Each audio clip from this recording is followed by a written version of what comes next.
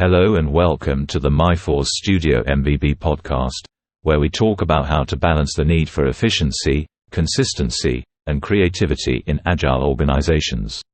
I'm your host, Abung Joe, and today we're going to explore the concept of Minimum Viable Bureaucracy, or MVB for short.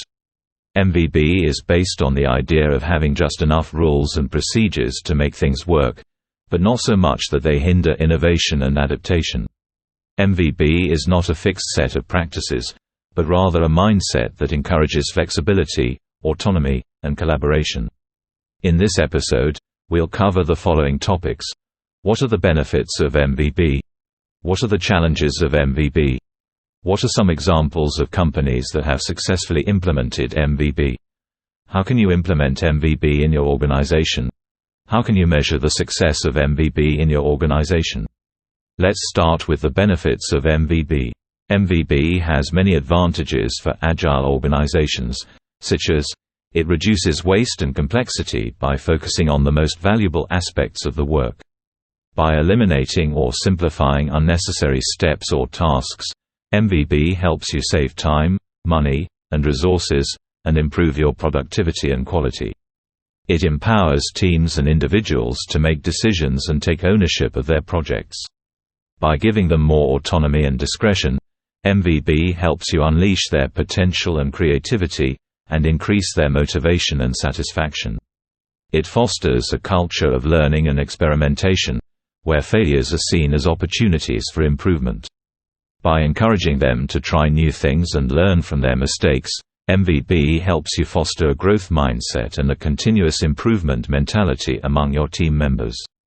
It enables faster feedback loops and responsiveness to customer needs and market changes. By allowing them to adapt quickly and easily to changing situations, MVB helps you deliver better products and services to your customers, and stay ahead of your competitors. But MVB is not without its challenges. MVB also has some difficulties for agile organizations, such as, it requires trust and transparency among all stakeholders, which can be difficult to establish and maintain in large or hierarchical organizations. Without trust, people may resist or sabotage the changes, or resort to micromanagement or blame games. Without transparency, people may lack information or visibility into what others are doing or why they are doing it. It demands a high level of communication and coordination across different teams and functions, which can be time-consuming and prone to misunderstandings. Without effective communication and coordination, there may be conflicts or inconsistencies in quality and performance, or duplication or gaps in work. It involves a trade-off between standardization and customization, which can create conflicts or inconsistencies in quality and performance. Without enough standardization, there may be too much variation or unpredictability in the outcomes. Without enough customization, there may be too much rigidity or inflexibility in the processes. It may not be suitable for highly regulated or complex domains, where strict compliance and control are necessary. Without enough rules and procedures, there may be too much risk or uncertainty in the results. So how can you implement MVB in your organization? Here are some steps that you may want to consider. Visualize your company operations in terms of project and knowledge transfer slices. These are tools that show which teams and individuals are involved in each project, from sales to execution. The project slice shows who does what, when, where, why, how for each project. The knowledge transfer slice shows how teams and individuals interact throughout a project. These tools can help you identify trends, bottlenecks, and opportunities for improvement. Evaluate the benefits and costs of your existing bureaucracy.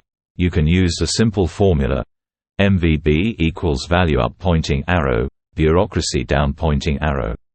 This means you want to increase the value your organization creates, while decreasing the bureaucracy or steps required to create that value. You can use indicators such as customer satisfaction and retention, revenue per employee, time to market, innovation rate, employee engagement and retention to measure these factors. Apply some of the levers that can help you increase value and decrease bureaucracy.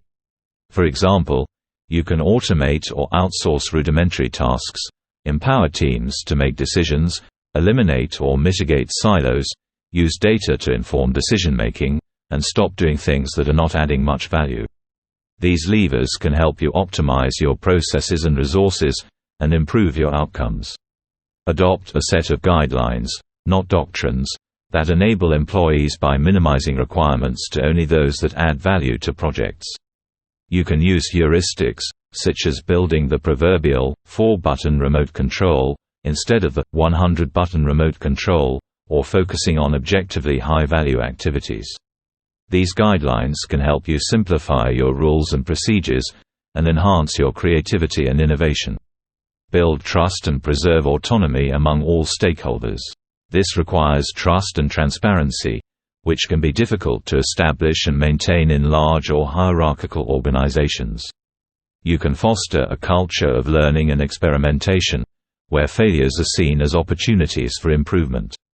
You can also empower teams and individuals to make decisions and take ownership of their projects. These practices can help you build trust and preserve autonomy among your team members and partners. Communicate and coordinate effectively across different teams and functions. This can be time-consuming and prone to misunderstandings, especially in a less structured environment. You can use tools such as Slack, Trello, or Google Docs to facilitate collaboration and feedback loops. You can also establish regular check-ins and reviews to monitor the progress and performance of your projects. These practices can help you communicate and coordinate effectively across your organization. Lead instead of merely managing. This means inspiring and motivating your team members, rather than controlling and directing them. You can use techniques such as coaching, mentoring, or delegating to help them grow and achieve their goals. You can also recognize and reward their contributions and achievements. These practices can help you lead instead of merely managing your team members. These are some steps that you may want to consider to implement MVB in your organization. Of course, MVB is not a one-size-fits-all solution, but rather a context-dependent approach that requires constant evaluation and adjustment. Different projects, teams, and domains may require different levels of bureaucracy, depending on the complexity, uncertainty, and risk involved. You should find the optimal balance between standardization and customization, and avoid over-engineering or under-engineering the processes. Now let's talk about how to measure the success of MVB in your organization. Measuring the success of MVB can be done by using some indicators that reflect the value and the bureaucracy of your projects and processes. Some possible indicators are customer satisfaction and retention. This measures how well your products and services meet the needs and expectations of your customers, and how loyal they are to your brand. You can use surveys, reviews, ratings, referrals, churn rates, or Net Promoter Scores to assess this indicator. Revenue per employee. This measures how much value each employee generates for your organization, and how efficiently they use the available resources. You can use financial statements, budgets, or benchmarks to assess this indicator. Time to market. This measures how fast you can deliver your products and services to the market, and how responsive you are to customer needs and market changes. You can use project management tools, milestones, or feedback loops to assess this indicator. Innovation rate. This measures how often you introduce new or improved products and services to the market, and how creative you are in solving problems. You can use product portfolios, patents, awards, or experiments to assess this indicator. Employee engagement and retention.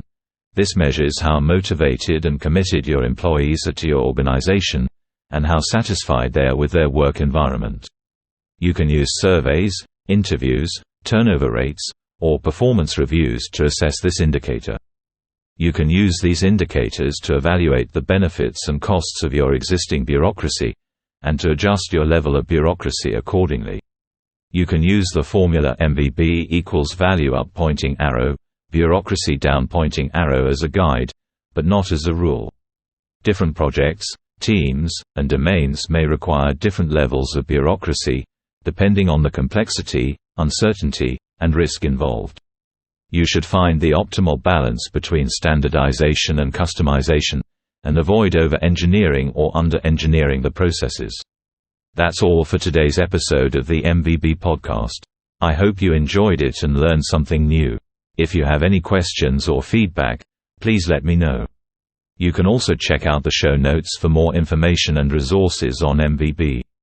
Thank you for listening and stay tuned for the next episode.